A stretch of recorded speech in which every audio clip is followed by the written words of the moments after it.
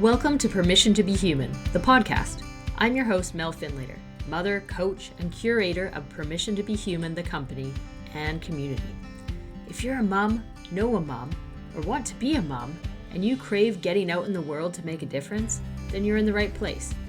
This is a space for moms like you to connect with yourself, your purpose, and your big, audacious dreams. Because when you feel your best, you can better you, your family, and the wider world. Let's do this.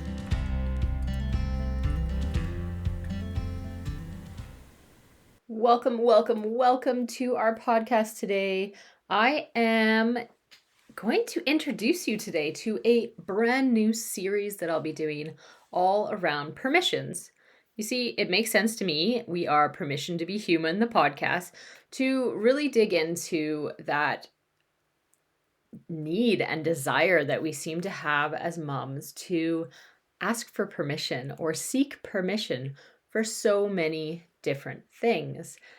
And if we think about it really hard, we know that we don't necessarily need permission for these things, but it really taps into the shoulds of what we think we need to do and what we've been trained essentially to do as women in society. And I figured this is a good series and a good way to think that through. Let's step back and really question whether we need to do all the things that we're doing and give ourselves permission to do something different. So today is permission number 1, and it is permission to stop planning. Now, this came about for me in the last couple of days, actually, where I had the great privilege to stay home while my family went to a wedding. I live on Vancouver Island, so they went over to the mainland. They had to take the boat over, so there was no way for me to see them for a couple of days. And I had to do it because I had a soccer game on the Sunday, but Saturday, I had nothing.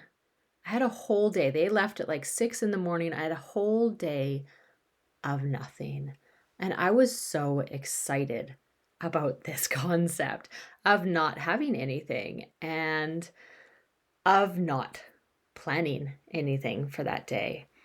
And today's episode, I thought we could dig through what that was like using my experience, but also digging into some of yours.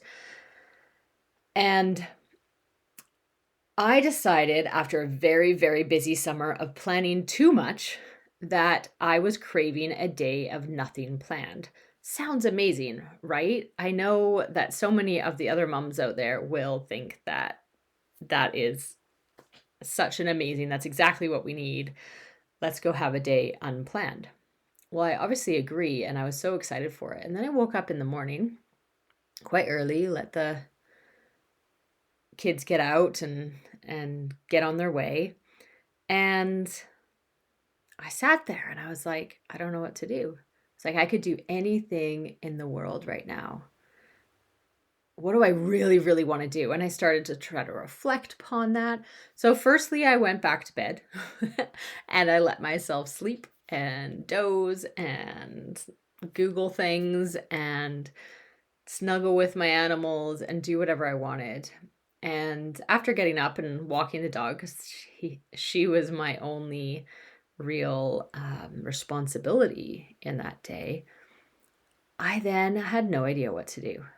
Because here's the thing, the amount of times when we have this space just for ourselves where we haven't planned anything is so rare that I'm out of practice.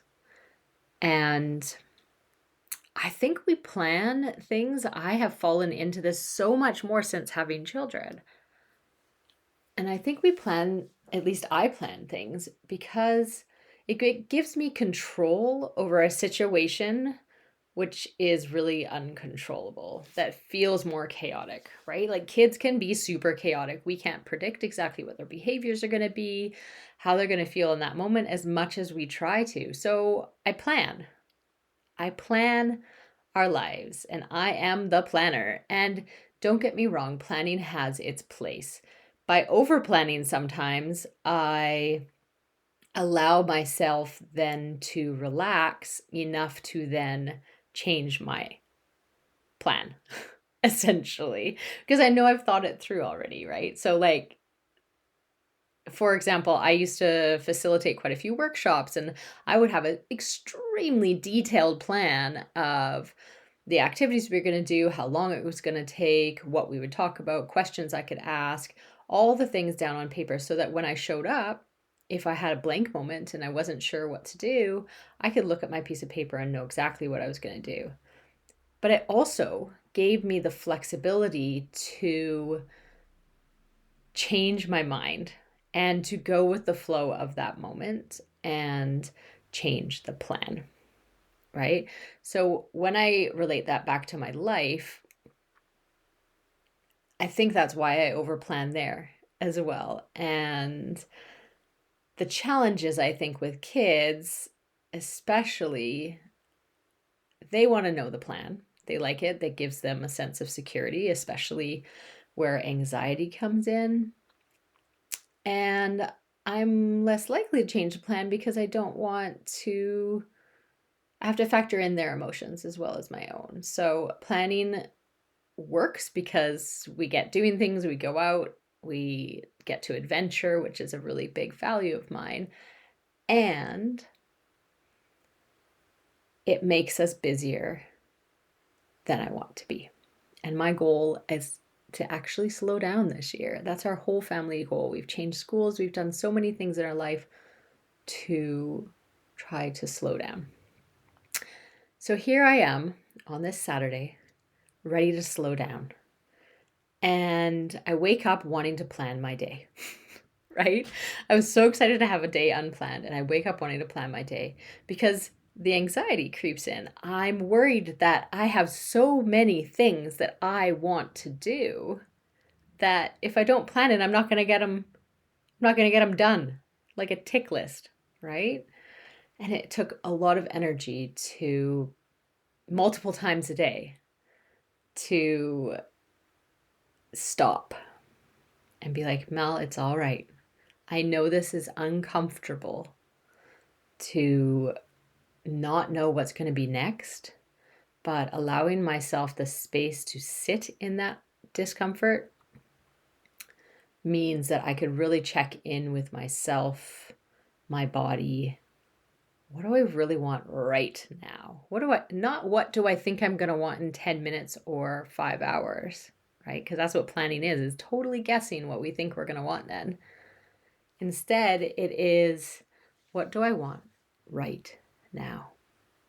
And when was the last time you were able to do that for yourself? Is to stop and ask and just listen to your body and your brain, but especially your body, and say, what do I want and what do I need right now? And the funny thing is, so here's the way my day played out.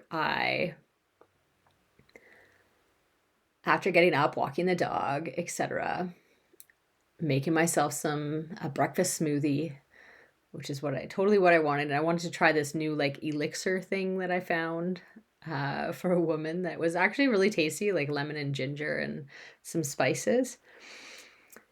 I did all that. And then I looked around and I was like, I want to finish organizing the cupboards in my kitchen. And like, then all my judgments are like, why would you do this on your day off, your day to yourself? Why would you want to like organize a kitchen?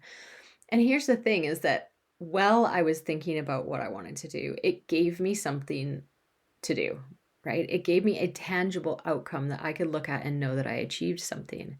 So what I was really craving was finishing something I had already started and a really tangible, like, I've done something, right? So once I did that, whilst listening to a podcast, which was very, very good, and allowing myself the space to do that, I connected with an old friend, sent some messages. I connected with an old friend and sent some messages. And then after achieving something, quote unquote, as if doing nothing is achieving nothing, but achieving something felt good to me, right? Taking that off. After getting that done, I wanted to do nothing. So I'm like, okay, I think I want to read a book. So I pick up a book that without overthinking it, because I get in the habit of staring at a bookshelf and not knowing which one I want to read. I just pick one up that I happen to have bought recently at the shop, and I start to read it. It doesn't help, I have to say, that I'm not really into this book yet, and yeah, it didn't get me overly excited while I was reading it, but it was like a nice way to read a fiction book, I should say, which I usually read my work, like learn something books. This was, I just want to like get engrossed in a story. So I went up to my hammock, which sits outside my office door here, and just relaxed in that for a few minutes, had a little read. Great, right? And then I was like, no, I'm not feeling this. I'm not into this. I think I need to have a bath. I've been talking about having a bath for so long. I keep telling myself we don't have a very good bath in this house, so I avoid having one. And I was like, no, I'm going to get in the kids' tub. It doesn't matter if it's smaller than I want it to be. And I'm going to get my candles, and I'm going to lock the dog out so she can't get in and bug me. I'm going to get some chocolate, and I'm going to sit in this tub with this new like salt stuff that I bought to put in it. And it was lovely. And I read my book and just really enjoyed myself for however long. I didn't even pay attention to how long I was in there. So I've achieved something in the morning. I've read my book and relaxed. I'm just doing nothing in the tub and enjoying that. And then I move on to going for a walk. So I know I have to walk the dog that day. I'll feel better if I get moving. So I wanted to add some movement into my day. So I went for a walk. I wanted it to be an adventure, not just like the same dog walk that I always did. But my knees are sore lately. So I chose one that wouldn't be very up and down. So we went for like an hour and a half walk. And I ran into 2 cub bears quite close to my house, actually, on the way back. I had to detour a few times because I ended up running into private land. But right on the way back, I ran into 2 cubs climbing on the fence of someone's yard, and I was about 5 meters away because I just went up this hill, so there wasn't very good visibility. And here's me and my dog, and I see these things up there. I'm like, what is? Oh. So I start backing up. I don't see Mama Bear anywhere. I have no idea where she is. Maybe she's in the backyard. Maybe she's in the woods right beside me and I don't see her, right? And I back up, and my dog luckily didn't see until we had backed up a little bit longer. Now, normally, so I live in the land of bears. I've never seen one in the wild before, even though I know they live out here. And in some ways, I feel really privileged that I got to. I've always wanted to, but ideally, I would have been in a situation where I could see them a lot further away than I did this time. But anyways, what you're meant to do is back up very slowly. Don't run, don't turn your back on them. But I'm on this hill. If I back up down this hill, I'm going to fall. I've got a massive dog. So we back up a few steps and I just start walking quickly with the dog. The dog picks up on my anxiety. She's barking like crazy because she can tell something is there. She probably knows where Mama Bear is. And I'm like, oh my God, don't scare this bear into thinking we're attacking its cubs. And anyways, we get away, we walk around, we detour, and it's totally fine. But I was scared, sure. And I feel so amazing that I got to see these bears in the wild. And that, I have been anxious about seeing wildlife near my house, where I walk in the woods all the time since I've moved here 3 years ago. And only recently has my anxiety slowed down around that. And I accepted that I could handle that situation whenever it would arise. And now I got to experience that, and I handled it, and I was fine, and the dog was fine, and the bears were fine. And we did that. So that's that. And I came home, and my neighbor invited me over for a drink, and I said, you know what? I don't know what I'm going to feel like in 4 hours after dinner. So I'll let you know if I do feel like it. But right now, I'm enjoying just going with the flow. And then I just sat and like watched movies, and it was glorious. I got to choose them. They're like super cheesy ones that my husband wouldn't really enjoy, my kids wouldn't be old enough for. And I just enjoyed a glass of wine and watching a movie for the rest of the evening, and it was delightful. Um, and that was my day. And the reason I bring that up is because at each moment when I had a transition from one thing to the next thing, I had to pull myself back from wanting to plan or think about what was going to be after what I was doing, right? I'm in the middle of a bath and I'm thinking, what am I going to do next? And I think that's the outcome of living these really busy lives and fast-paced lives that we do. And they're not always serving us, right? My brain has been trained to think that way, and I had to really intentionally slow down and not like get mad at myself for it, but just accept that that was there.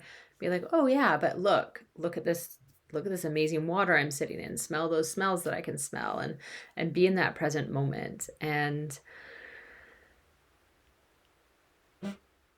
get over the fact that I wanted to do it all, including nothing at all. Like those are, I'm not going to win in that situation. You can't do all if it also includes nothing. So I let myself go with the flow, and I invite you to do the same and really take the effort to be present in each individual moment and practice. So maybe you're not going to get a full Saturday. This is a very rare occurrence for me, but maybe you get an evening or an hour during nap time or even 10 minutes of nap time. What can you do to practice this concept of being present in that individual moment instead of looking back or looking forward, right? And this leads into the concept of the fact that we are happier when we can live in the now, not yesterday or tomorrow or even 10 minutes from now, right? And by being aware of the present, we're more likely to get into the concept of savoring and everything that savoring gives us. And in the world of positive psychology, there is so much science around the benefits of savoring. And this is a practice, right? It's not just a concept that we walk around saying we should savor, right? This is an actual practice that we can sit down and or stand up and or just be in the moment and look at the feelings that we're getting. So I'm in a tub and I feel relaxed, and I can think about the fact that, wow, it feels really good to be relaxed. And then I'm savoring, right? And savoring the science of it, I'm going to read you a couple of different bits and pieces, but there's so much work around this that has shown that our well-being is increased and bettered by intentionally practicing savoring over time.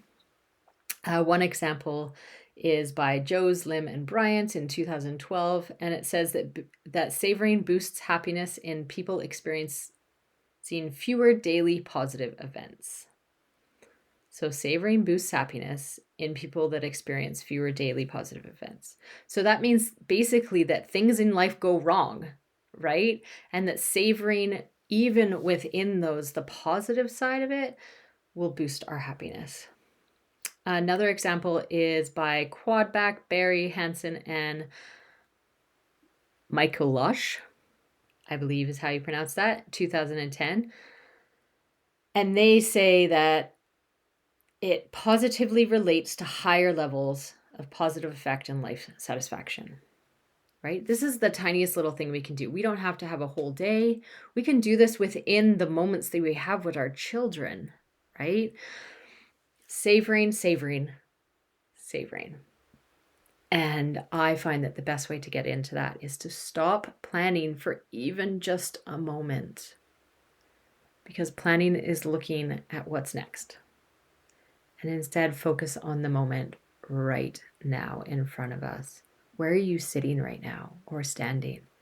What are your feet on? Right?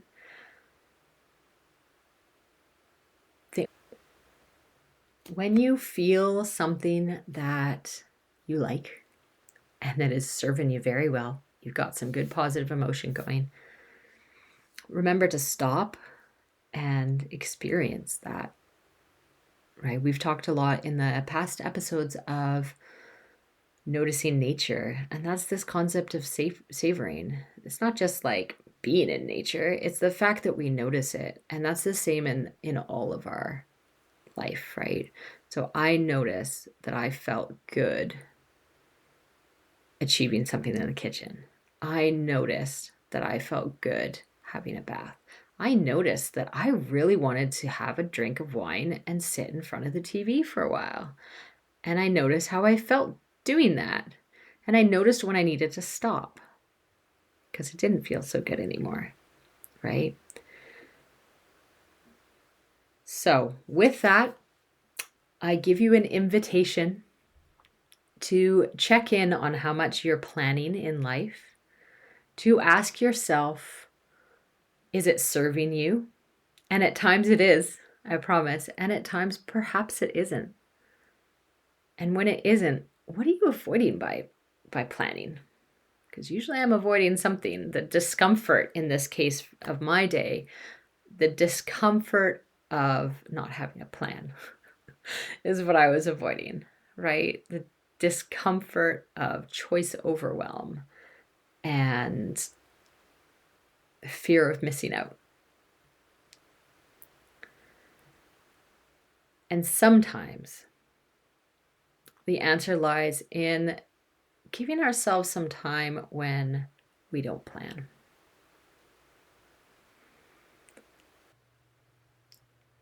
So, permission to not plan or do anything.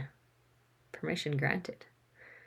Now, before you stop listening to this, I would love your thoughts on what other permissions would it be useful to hear about. I've got a whole list in front of me of things that I've needed permission for in the past, but I would love to hear from you. What are you feeling that you need permission for? And though I don't need to grant it, I will happily do it for you. So pop me an email at permissiontobehumanalways@gmail.com and let me know what permissions we should go through on this podcast.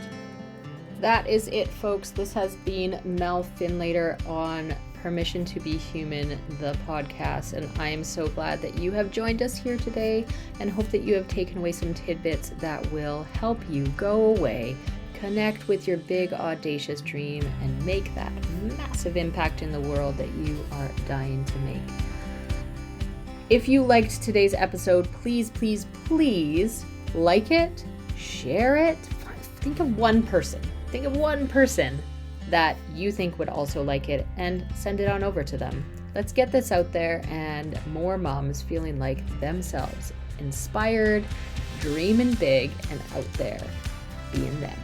Please do head on over to find me on Facebook with Permission to Be Human or Instagram, or you can even pop me an email and say hello at permissiontobehumanalways@gmail.com.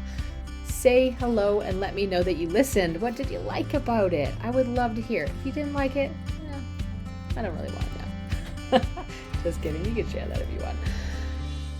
I would love to know, however, who you are. Let's connect. Let's find out what you want more of. Yes, this is a newer podcast, so I want to hear from you and I want to make it what would be useful to you. As always, remember that you have permission to dream big, permission to feel big, and permission to be you. You have complete and full permission to be human. For real, you do.